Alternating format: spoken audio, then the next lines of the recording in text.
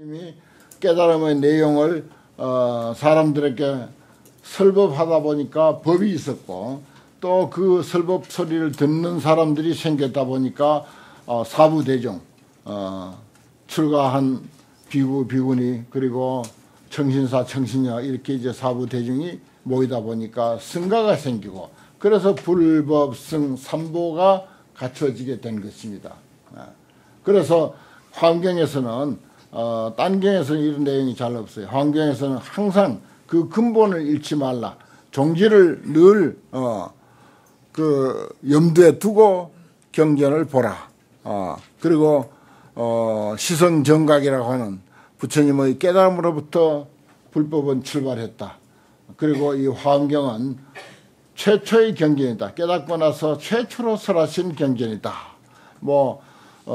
경전 성립사적인 입장 같은 그 입장에서 보면은 좀 다른 이야기가 있겠지만은, 환경은 언제 결집을 했든 간에 부처님이 깨달으신 그 순간을, 초점을 맞춰서 설법한 것이 말하자면 환경이기 때문에, 그래서 시성정각이 이렇게 비롯 자주 등장합니다. 그때 세종께서 마갈제국 아란야법 보리장중에 계시사 시성정각 하시니, 그러니까 저기 부다가야, 요즘 아직 겨울철이라서 한국 불자들이 그 순례, 성지 순례를 많이 갑니다. 가면 회의 들리는 곳이 아란야법 보리도량, 부처님이 정각을 이루신 그 부다가야, 큰 기념탑을 세워놨는데 거기에 많이 가서 참배해요. 그 가운데서 시성정각, 보리수 나무 아래 길상초를 뜯어서 깔고 앉고 일주일간 발언 선정에 들었죠. 거기서 이제 일주일 발언 선정 끝난 뒤에 정각을 이루게 되지 않습니까? 정각을 이루고 나서 21일 동안 그 깨달음이 정말 진리를 제대로 깨달았는가 다시 검토하고 또 환희에 넘쳐나기도 하고, 또 재차 그것을 살펴보고 음미해보고, 그리고 또 즐거워하고 기뻐하고 환희에 들뜨고, 그러면서 계속 21일간 그런 그 깨달음의 정신세계 속에서 논리렸습니다. 부처님께서 그 순간을 말하자면 오롯이 표현한 것이 화엄경이에요. 대방공불 화엄경입니다. 부처님이 열반하신 후 500년, 600년 경에 설사 화엄경이 결집되었다 하더라도 그 결집한 분은 역시 부처님이 깨달으신 그 순간에다가 초점을 맞춰서 화엄경이 결집되었습니다. 그렇게 알아야 돼요. 그래서 이것은 부처님의 그 깨달음을 제대로 나타내는 경전이다. 이렇게 이제 생각을 하게 하고, 또 그 생각을 잃지 말라는 뜻에서 저 앞에 처음에 나왔는데 또 이렇게 나왔습니다. 뒤에 또 중간에 또 나와요. 이런 대목이. 그리고 그 옆에 보리수 나무가 있는, 지금 부다가야 보리수 나무 있고 대탑이 있는 거기에서 조금 떨어진 곳에 보광명전이라고 하는 법당이 있었답니다. 그 보광명전에서, 보광명전이야. 이걸 이제 뜻으로 해석하면은 간단해요. 거기에 언제 부처님이 거기에, 당신 들어가서 공부할 그 장소도 없었는데, 그저 바위 위에 풀 뜯어서 깔아놓고 그 위에 일주일간 앉아 계시는데 무슨 보광명전이라는 법당이 있었겠는가, 이렇게 생각할 일이 아니고, 보광명전, 넓보, 빛을 놓다, 널리 빛을 놓다, 깨달음의 빛, 지혜의 빛을 놓다 하는 그런 집입니다. 그러니까 이거는 아주 상징적인 의미를 가진 법당 이름이에요.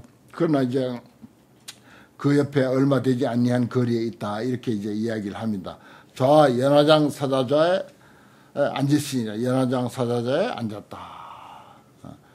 그때 세존이 마갈제국 아란야법 보리도랑에 계시면서 비로소 정각을 이루사 보광명전에서 연화장 사자의 자리에 앉아 계셨더라.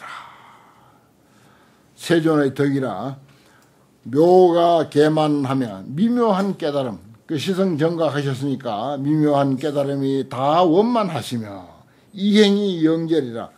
깨닫고 나면 깨닫기 전과 깨닫고 난 이후의 그 다른 점을 여기서 딱 이행영절이라고 이렇게 아주 표현했습니다. 이행은 뭡니까? 너와 나 상대적인 것이 둘입니다. 하나가 되면은 아무리 여럿이 살아도 통일된 마음, 그런 그 입장에서는 이행이 아니죠. 하나의 행입니다. 그런데 깨닫지 못한 입장에서는 우리 중생과 또 서가모니 부처님도 마찬가지야. 깨닫기 전에는 있음과 없음이 항상 상대적이야. 그리고 너와 나를 나눠놓고 봐. 이건 네 거고, 이건 내 거고, 네 건 네 거고, 내 건 내 거고. 그러다가 심하면 이제 네 거도 내 거고. 이래가지고 그냥 온갖 분란이 일어나고 세상이 시끄러워지잖아요. 그 이행이 영원히 끊어지지 않아서 그런 거라.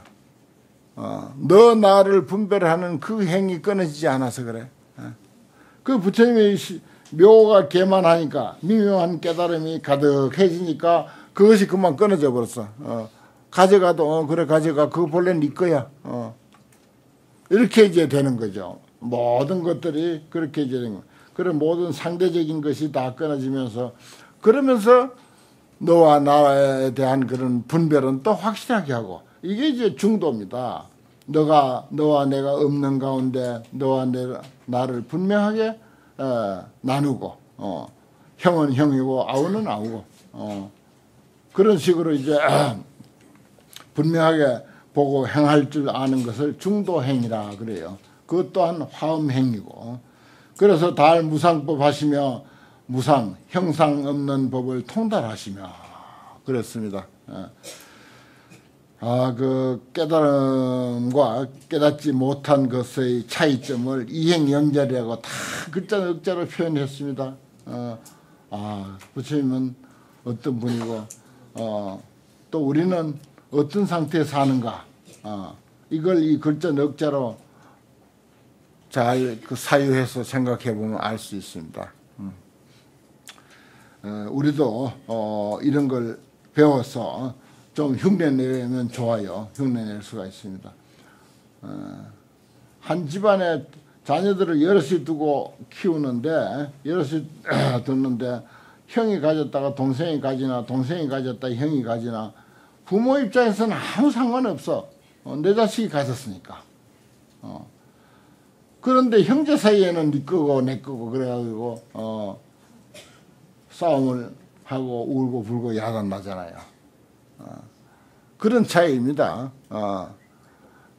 깨달은 사람은 묘가 개만하면은 부모의 입장이 되고 또 그렇지 못한 깨달음이 없는 사람은 형제이면서도 남인 형의 것은 형의 것이고 동생의 것은 동생의 것이다. 그래서 돈 좀 있다는 사람들은 끊임없이 싸우고 잠잠하면 또 신문에 떠나고 참 그 보십시오. 그렇잖아요. 그런 차이예요. 아주 비유가 그럴듯합니다. 아버지 부모의 입장과 자식들의 입장. 무상법 형상 없는 법을 통달하시며 주어 불주라. 이것도 별을 쳐놨는데 주어 불주. 부처님이 머물 곳에 머문다. 아버지는 아버지의 머물 곳에 머물고 어머니는 어머니의 머물 곳에 머물고 자식은 자식의 머물 곳에 머물고 선생은 선생의 머물 곳에 머물고 학생은 학생의 머물 곳에 머물고 다 자기 위치에서 자기 위치에 충실하면서 살면은 세상 그대로 평화인데 그렇지가 못해요. 주어 불주라. 참 간단한 말이지만은 얼마나 의미심장한 말입니까? 부처님이 머물 곳에 머물렀다. 깨닫지 못한 사람이 그럴 수 없죠. 깨닫지 못한 사람이 부처님 머물 곳에 머물러집니까? 우리는 함부로 이 탁자 위에 나무로 만든 탁자고 뭐 부처님이 올라가는 게 아니라 불상이 올라가는 곳이지만 함부로 못 올라가거든요. 부처님이 계시는 곳이니까. 불상이 계시는 탁자니까 우리가 함부로 못 올라가요.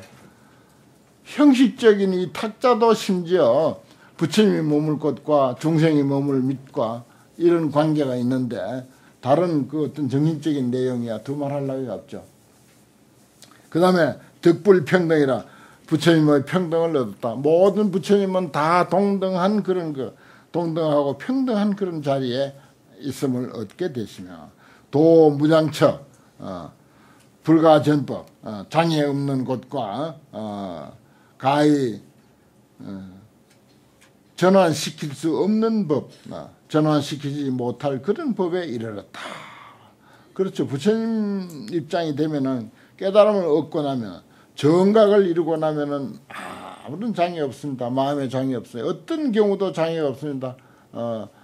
아무것도 못 자셔도 그 장애가 없고 못 입어도 장애가 없고 이 세상에서 아무도 알아주지 않아도 장애가 없고 제일 세상에서 70억 인구 중에 제일 꼴찌라 해도 아무 마음에 장애가 없어. 아무 장애가 없어. 다 벗어났어. 해탈했어. 그런 경지를 누가 어떻게 바꿀 수가 없어. 불가전이야. 바꿀 수가 없는 그런 법에 이르렀다. 소행이 무해요. 그래서 행하는 바가 걸림이 없어. 우리도 뭐 공자도 70이 되니까 모든 일에 그 장애가 없었다, 걸림이 없었다 그런 이야기가 있는데 소행이 무해라 그런 경우하고 뭐 비슷하게 이야기하지만 천지차이입니다. 그 경우하고 전혀 달라요. 부처님은 어떤 행에도 걸림이 없어서 이 부사이 하시며 불가사의한 경지를 세우시며 그런 그 어떤 법을 세웠다. 보견 삼시하시니라 과거 현재 미래를 환히 꿰뚫어보니라. 도교나 유교의 성인들 그 외의 모든 성인들 과거 현재 미래 이야기한 성인은 한 사람도 없습니다. 오직 부처님만이 과거 현재 미래를 이야기합니다. 과거 현재 미래를 보견하는 걸 환히 널리 다 봐. 이걸 이제 우리 중생들도 소견이 짧으면은 내가 전생을 어떻게 알 수 있나 또 다음 생이 있는지 없는지 어떻게 알겠나 그래서 무시하고 사는데 조금 가까이 이끌어 놓고 보면은 어제가 있어서 오늘 있잖아요. 오늘 있어서 또 내일이 있는 거야. 사실 과거 현재 미래가 어제와 오늘과 내일과 같은 겁니다. 같은 거예요. 그거하고 하나도 다를 바 없습니다. 그런데 이제 그러한 것을 깨달으신 분은 환히 깨뜨려 봅니다. 환히 깨뜨려 봐요. 그러니까 확신이 안 서더라도 불교에서는 과거 현재 미래를 그 확실하게 존재한다고 그렇게 보는데 내가 아직도 거기까지 이르지 못했기 때문에 부정할 수는 없다. 그래서 부정은 하면 안 돼요. 나는 제대로 알지는 못하지만 그렇다고 함부로 성인이 하신 말씀을 함부로 부정해서는 안 된다. 그런 그 겸손한 마음가짐을 가져야 됩니다. 그런 마음을 갖지 않고 자기의 짧은 소견을 가지고 무턱대고 부정하면 그거는 아주 망발이고 그 복을 감하는 일이에요. 복을 감하. 성인이 말씀하셨는데 거기에 반기를 드는 거니까 왜 복을 감합니까? 모르면 가만히 있지. 가만히 있으면 복은 감하지 않잖아요. 이걸 알아야 됩니다. 그래서 또 신심이 깊은 이들은 환하게 압니다. 또 잘 이야기해요. 과거, 현재, 미래, 전생이니 내생이니 하는 것을 또 잘 이야기하는 분들도 있어요.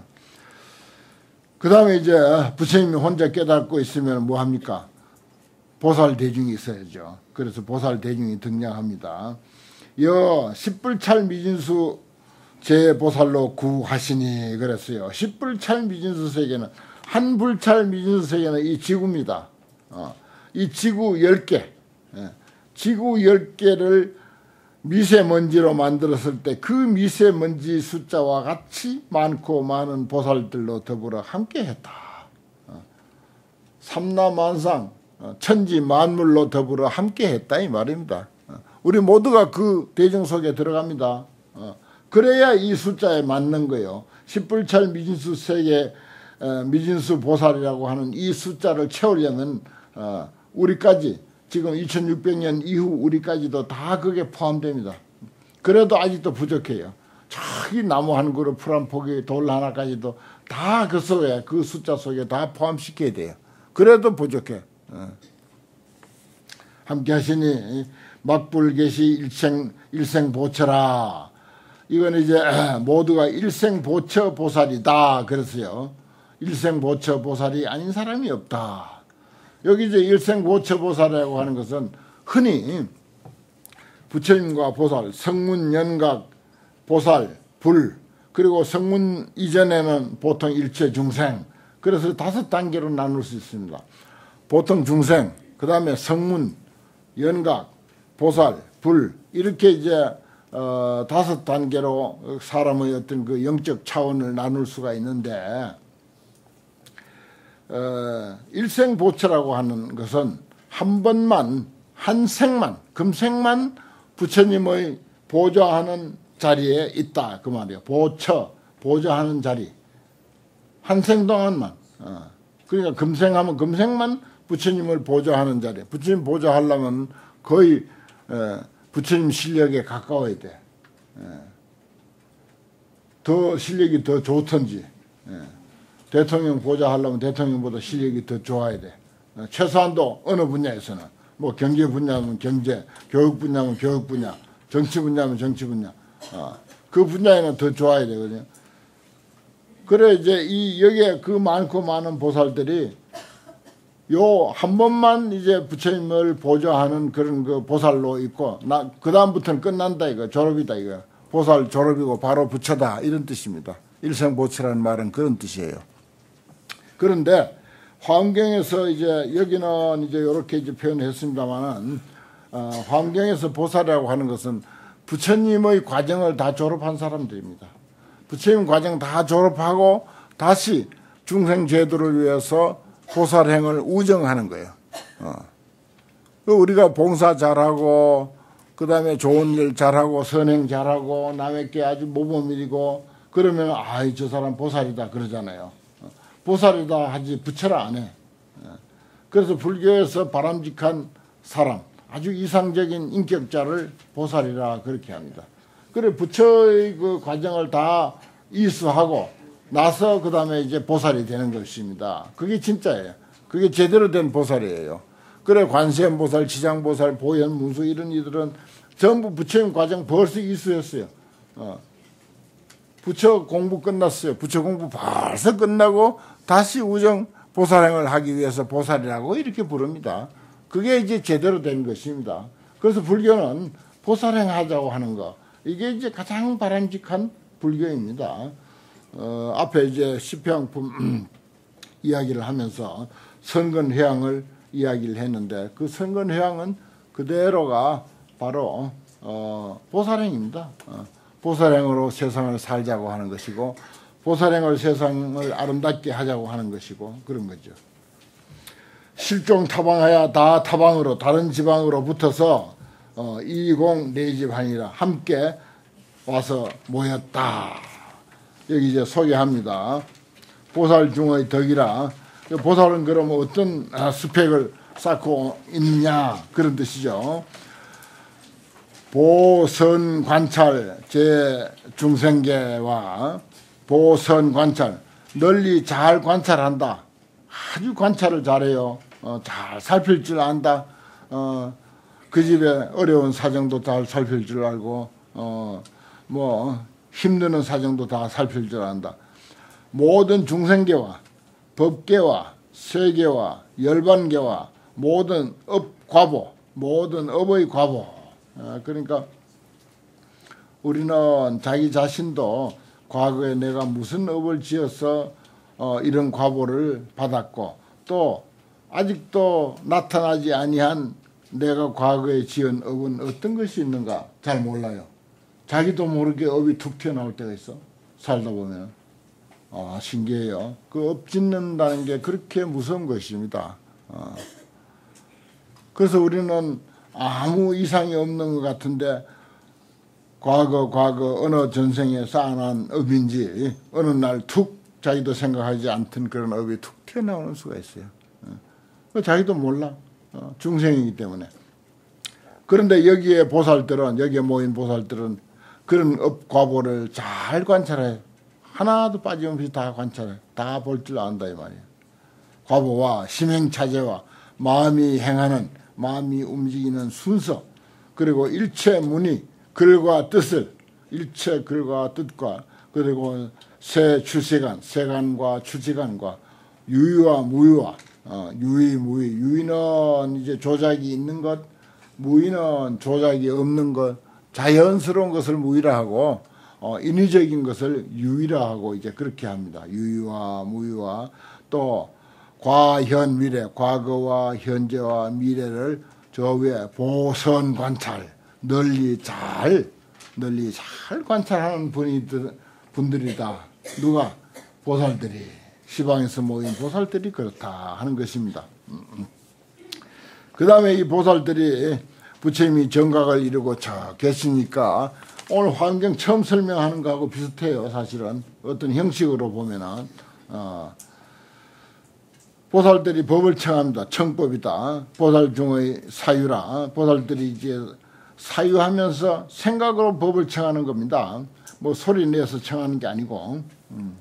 그때 모든 보살들이 작시 사유 하사되 이러한 사유를 하되, 만약에 세존이 견민 아등이신된 우리들을 불쌍히 여기신다면은 원수 소라가사 원컨대 즐겨하는 바를 따라서 계시해 주십시오. 우리들이 알고 싶어하는 것을 좀 열어서 보여줄 것입니다. 그런 뜻이죠. 뭔가 하면 불찰, 부처님 세계, 그리고 불주, 부처님이 머무는 곳, 불찰 장엄, 부처님 세계의 장엄, 그리고 불법성, 그 다음 부처님의 법의 성품, 그 다음에 불찰 청정, 부처님 세계의 청정함, 그 다음에 불소설법, 부처님이 설법하신 것, 그리고 불찰 체성, 불찰하면 이제 세계의 체성이죠. 그런 거 자체 성품과 불위덕과 부처님의 위덕과 불찰 성취와 불찰은 어떻게 해서 성취되었는가, 그리고 불대보리, 부처님의 큰 깨달음, 부처님이 깨달으신 그 큰 깨달음을 계시하소서. 저 위에 두 번째 줄 중간에 있죠. 열어서 보여주소서. 이 생각으로 이제 보살들이 부처님이 정각을 이뤘으니까, 그 어려운 정각을 이뤘으니까 뭐 부처님에 대한 내용이 아주 여러 가지가 있겠죠. 여러 가지가 있겠지만은 여기 이제 만수, 원만 숫자인 10가지 조목을 들어서 이렇게 이제 생각으로 열어서 설명해 주기를 이렇게 생각합니다. 그 다음에 이제 자비충만이라 그랬어요. 여 시방일체 세계의 시방일체 세계의 재불 세존이 위 성취일체 중 보살고며 일체 보살을 성취하기 위한 까닭이며, 성취란 것은 교화하고 성숙하고 제도한다 하는 그런 뜻입니다. 일체 보살들을 성취 위한 까닭이며, 그 다음에 영열의 종성 부단고며 열의 종성이 끊어지지 않도록 하기 위한 까닭이며, 이거 아주 중요한 말이에요. 지금 우리가 환경을 이렇게 공부하고 있는 것도 불법이 끊어지지 않도록 하는 뜻도 되고, 또 부처님의 종자성품, 종자성품이 끊어지지 않도록, 종성이 끊어지지 않도록 하는 것입니다. 유교에서는 제일 큰 욕이 저 무후할놈 이렇게 해요. 무후할놈. 뒤후자라, 없을 무자 뒤후자. 뒤가 없을 놈, 종자가 끊어질 놈 이 뜻이라. 그 세속에 살면서 말하자면 후손을 반드시 두는 것이 원칙이다. 최소한도 한 집안에 그 한 사람 내지 두 사람씩은 후손을 두는 것이 원칙이에요. 그게 자연의 이치고 순리라. 그런데 여기 부처님 보십시오. 열의 종성 부단, 열의 종자가 끊어지지 않도록 한다. 그래서 설한다 이 뜻입니다. 결국은. 그래서 설법을 하고 화엄경을 설하고 팔만 대행경을 설해서 어떻게 하더라도 열애의 종자가 끊어지지 않도록 한다. 그 뜻이요. 열애 종자는 잘 가르치고 또 잘 배워서 그 법을 개성해 나가는 사람이 열애의 종자라. 간단해요. 그런데 그렇게 할 수 있도록 자꾸 신심을 일깨워 주는 거, 이게 중요합니다. 대만 불교를 이야기했는데 대만에는 본래 불교가 없었어요. 그 고산지대고 작은 섬의 고산지대고 해서 원주민만 많이 살았어요. 명나라 때 비로소 이 대륙의 사람들이 조금 들어가서 살았어요. 그 전에는 대륙 사람들이 못 갔어요. 안 갔어. 조그만 섬인데 가기도 어렵고, 명나라 때 비로소 이제 가기 시작했는데, 그 후는 이제 장개석 대만에 피난 갈 때 그때 전부 따라간 사람이고, 거의가 그때 따라간 사람들이고, 그랬었는데 이 스님들이, 큰 스님들이 가가지고 그 불교를 잘 가르쳤어요. 그 전에는 아주 형편없었답니다. 국가 분위기가. 그런데 스님들이 잘 가르쳐가지고 지금은 어느 나라보다도 아주 살기 좋은 나라가 되고, 예의 바르고 도덕이 있고 좀 이제 배려 잘하고 잘 도와주고 하는 그런 국민으로 바꿔놓은 것이 바로 요즘 그 대만의 큰 스님들이에요. 몇 분은 또 열반도 하시고 그랬는데, 바로 그게 열애종성입니다. 열애종성이 계속 그렇게 이제 전해가는 거죠. 그 다음에 구호 일체 중생고며 그랬어요. 일체 중생을 구호해야지. 일체 중생을 다 구제하고 보호해야지. 그 다음에 영제 중생으로 영리일체 번뇌고며 그랬어요. 모든 중생으로 하여금 일체 번뇌를 영원히 떠나게 한다. 그렇죠. 번뇌라는 게 뭡니까? 탐진치, 탐욕과 분노와 어리석음을 위시해서 온갖 8만 4천 번뇌, 그것 때문에 그냥 세상이 시끄러운 거예요. 일체 중생의 번뇌.